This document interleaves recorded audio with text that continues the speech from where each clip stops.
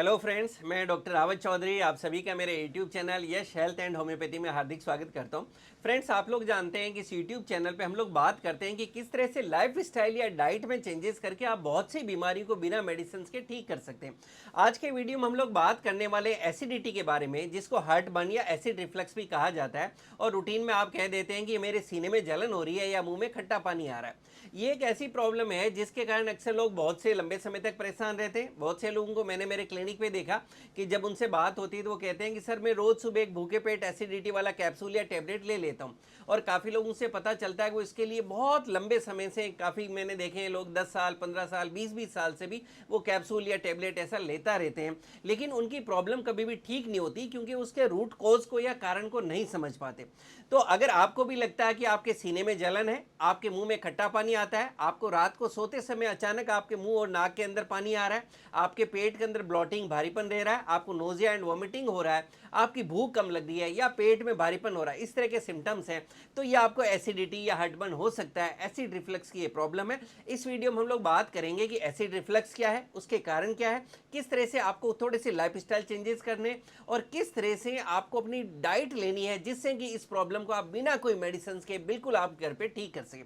सबसे पहले हम समझने की कोशिश करते हैं कि हमारी बॉडी में एसिड बनता ही क्यों है। देखिए, आप लोग जानते हैं कि हम जो भी खाना खाते हैं हमारे मुंह से, ये भोजन नली जिसको हम इसोफेगस कहते हैं, इससे नीचे स्टमक यानी हमारे पेट में जाता है। हमारे स्टमक के अंदर एक जूस सिक्रेट होता है जिसको हम गैस्ट्रिक जूस कहते हैं, और ये हमारे स्टमक की जो इंटरनल जो सेल्स है वहीं से सिक्रेट होता है, और ये एसिडिक होता है। इसका जो पीएच है लगभग 1 to 3 के बीच रहता है, और ये आपके फूड के डाइजेशन के अंदर बहुत इंपॉर्टेंट रोल प्ले करता है। और इसका मोस्ट इंपॉर्टेंट रोल होता है आपकी डाइट के अंदर जो आप प्रोटीन लेते हैं उसको डाइजेस्ट करना। तो हम ये समझ सकते हैं कि एसिड हमारी बॉडी में डाइजेशन के लिए बहुत इंपॉर्टेंट होता है।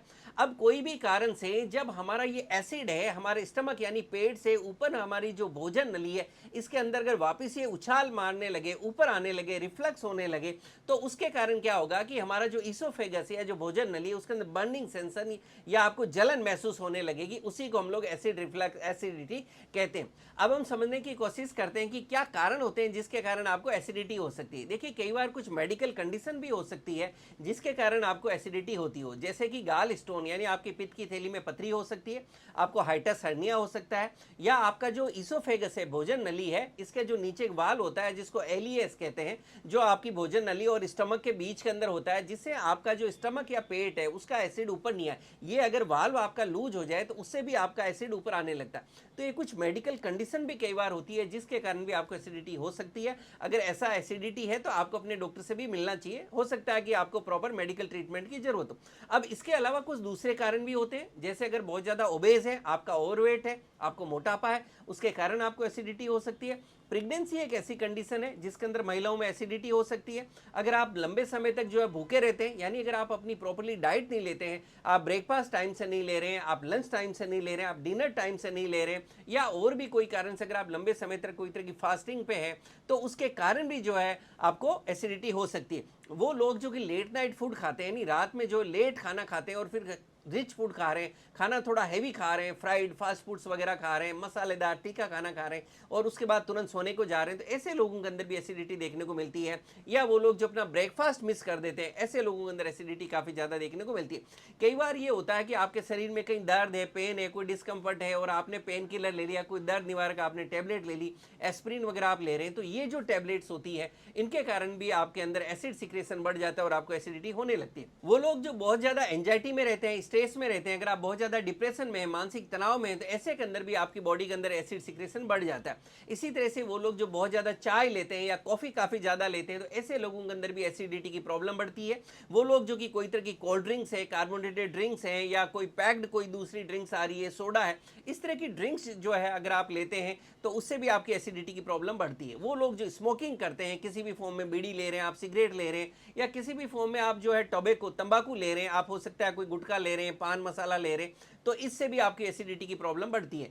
अब वो लोग जो काफ़ी ज़्यादा क्वांटिटी में या रेगुलर जो है हैवी ड्रिंकर है, एल्कोहल काफ़ी ज़्यादा लेते हैं, उसके साथ में काफ़ी ज़्यादा स्नैक्स मसालेदार वगैरह ले रहे हैं, तो ऐसे लोगों के अंदर भी एसिडिटी देखने को मिलती है। इसी तरह से अगर आप अपना जो रूटीन का फूड है उसके अंदर आप काफ़ी ज़्यादा मैदा बेसन ले रहे हैं, या इसी तरह से जो है आप कई तरह के फास्ट फूड्स जो बाजार में मिल रहे हैं वो ले रहे हैं, आप कोई पैक्ड फूड आइटम्स ले रहे हैं, मार्केट में जो भी आपको चीज़ें मिल रही है, आप स्ट्रीट साइड फूड्स खा रहे हैं जैसे पानी पूरी है, पाव भाजी है, छोले भटूरे, इस तरह की आप चीज़ें खा रहे हैं, या आप जो रूटीन के अंदर आप जो घर पे खाना बनता है वो बहुत ज़्यादा स्पाइसी या मसालेदार बन रहा है, जैसे उसमें ऑयल बहुत ज़्यादा डल रहा है, प्याज बहुत ज़्यादा है, लहसुन ज़्यादा है, मिर्ची आपके उसमें ज़्यादा है, अचार खा रहे हैं, चटनी जा रहे हैं, आप टमाटो सॉस वगैरह ले रहे हैं, चॉकलेट्स वगैरह ले रहे हैं, तो ऐसी सारी चीज़ों के अंदर भी एसिडिटी बढ़ती है। या वो चीज़ें जो बहुत ज़्यादा ऑयली है, फ्राइड है, जैसे पकोड़े हैं, समोसे, मिर्ची बड़े, ये सारी चीज़ें जब आपकी डाइट में ज़्यादा होती है तो इसके कारण भी आपकी एसिडिटी की प्रॉब्लम बढ़ जाती है। अब हम एसिडिटी के ट्रीटमेंट की बात करते हैं कि कैसे इसको ठीक किया जाए। देखिए, मैंने जैसा भी बताया कि मैंने मेरे क्लिनिकल एक्सपीरियंस ये देखा है कि एसिडिटी के ऑलमोस्ट 80% केसेस को सिर्फ आप अपने डाइट और लाइफ स्टाइल में चेंजेस करके ठीक कर सकते हैं,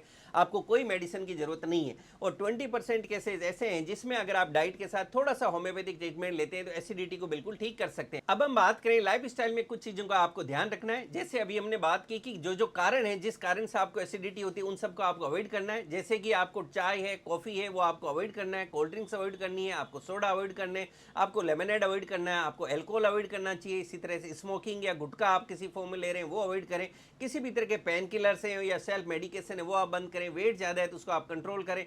और अगर आपको एसिडिटी रात में पर्टिकुलरली आप देख रहे हैं कि सोते समय आपको जो है मुंह के अंदर खट्टा पानी आ रहा है, तो आप अपने बिस्तर में थोड़ा सा ढलान रखें। जैसा इस पिक्चर के अंदर मैं आपको दिखा रहा हूं कि आपका जो सिर है थोड़ा सा ऊपर रहे और आपके पैर है नीचे रहे। इस तरह से अगर आप अपने बिस्तर को सेट करके सोएं। अब हम थोड़ा सा डाइट की बात करते हैं। जो डाइट है वही एसिडिटी का ट्रीटमेंट है, और अगर इसको आप जो है प्रॉपर्ली फॉलो करेंगे तो आपको कोई भी मेडिसिन की जरूरत नहीं पड़ने वाली। डाइट की हम बात करें तो सबसे पहली बात तो ये कि आपको भूखे पेट नहीं रहना है, यानी आपको दिन में जो है कम से कम 3 मील जरूर लेना चाहिए। आपको ब्रेकफास्ट, लंच, डिनर दिन में 3 बार आपको जरूर खाना खाना है। आपको ओवर ईटिंग नहीं करनी है, भरपेट या जरूरत से ज्यादा आपको नहीं खा लेना है। आपको अपने पेट को सिर्फ 90% भरना है। 10% आप कोशिश करें कि आपका पेट हमेशा थोड़ा सा खाली ही रहे। इसी तरह से जब भी आप खाना खाने बैठे हैं तो आप फटाफट नहीं खाएं, आप धीरे धीरे चबा चबा के अच्छी तरह से खाएं। अब हम बात करें, सबसे पहले आपके दिन की शुरुआत आपके ब्रेकफास्ट से होनी चाहिए। आपको ब्रेकफास्ट बिल्कुल भी मिस नहीं करना है। ब्रेकफास्ट के अंदर आप कोशिश करें कि आप ज़्यादा से ज़्यादा जो है फ्रूट्स लेने की कोशिश करें। आप हर सीजन के अंदर जो सीजनल फ्रूट्स हैं उनको लेने की कोशिश करें। उसके अंदर भी आप कोशिश करेंगे जो खट्टे फ्रूट्स हैं उनको आप अवॉइड करें, और उसके अलावा बाकी जितने भी सीजनल फ्रूट्स हैं वो आपको लेने हैं। यानी ब्रेकफास्ट में आपको फ्रूट्स खाने हैं, उसमें भी जो सिट्रस या खट्टे फ्रूट्स हैं वो आप थोड़ा सा अवॉइड करें। उसके बाद बात आती है लंच की। लंच की जैसा हमने बात की, लंच के अंदर आपको जो है शुरुआत आपको सलाद से करनी है। जब भी आप लंच कर रहे हैं तो एक बाउल आपको कम से कम सीजनल जो भी सलाद है, जैसे गाजर है, खीरा है, ककड़ी है, टमाटर, कोई भी जो है आपको सलाद लेना चाहिए। और पर्टिकुलरली अगर कोई भी वेजिटेबल, कोई फ्रूट्स आप पर्टिकुलरली आपको सूट नहीं करता है तो आप उसको अवॉइड कर सकते हैं। जब आपने सलाद ले लिया तो उसके बाद में आपको चपाती लेनी है। जब आप सलाद काफ़ी अच्छी क्वांटिटी में ले लेंगे तो आपकी चपाती की डिज़ायर कम हो जाएगी, तो आपको चपाती लेना है। और चपाती के साथ में आपको सिर्फ हरी पत्तेदार सब्जी लेनी है। और जो हरी पत्तेदार सब्जी है उसके अंदर आप देखें ऑयल यानी तेल कम से कम मात्रा में डलाओ। आपके मिर्च मसाले जो है कम से कम मात्रा में डले हो। उसमें प्याज, लहसुन, इस तरह की जो चीज़ें वो बिल्कुल मिनिमम क्वांटिटी में भरी हो। इस तरह से जो आप अपना लंच लें और इसी तरह से आप अपना डिनर भी ले सकते हैं। जो आप डिनर लेंगे उसमें आप देखेंगे आपका डिनर है जो सोने से कम 2 घंटे पहले हो। और आपके दिन भर में ब्रेकफास्ट, लंच, डिनर, इन तीनों मील के अंदर डिनर आपका सबसे हल्का या सबसे लाइट होना चाहिए, जिसमें कम से कम तेल और मिर्च मसाले हो। आप डिनर के अंदर खिचड़ी या दलिया भी ले सकते हैं। तो इस तरह से अगर आप इस डाइट को फॉलो करेंगे तो आप देखेंगे आपको कोई मेडिसिन की जरूरत नहीं है, और धीरे धीरे आप बिना कोई मेडिसिन की, आपकी अगर लाइफ स्टाइल के कारण एसिडिटी तो ठीक हो जाएगी। इसके अलावा अगर कोई मेडिकल कंडीशन है तो उसको आप बिल्कुल होम्योपैथिक ट्रीटमेंट से ठीक कर सकते हैं। फ्रेंड्स, मैं उम्मीद करता हूं ये वीडियो अगर आपको एसिडिटी की प्रॉब्लम है, हार्टबर्न की प्रॉब्लम है, एसिड रिफ्लक्स की प्रॉब्लम है तो आपके लिए बहुत ज़्यादा फायदेमंद साबित होगा, और इससे आप जो है बिल्कुल अपनी इस प्रॉब्लम को ठीक कर सकते हैं। इसी तरह से मुझसे जुड़े रहने के लिए मेरे यूट्यूब चैनल को लाइक करें, शेयर करें, सब्सक्राइब करें और बेल आइकन जरूर दबाएं, जिससे मैं जैसे ही कोई वीडियो डालूं आपको नोटिफिकेशन मिल सके। Thank you.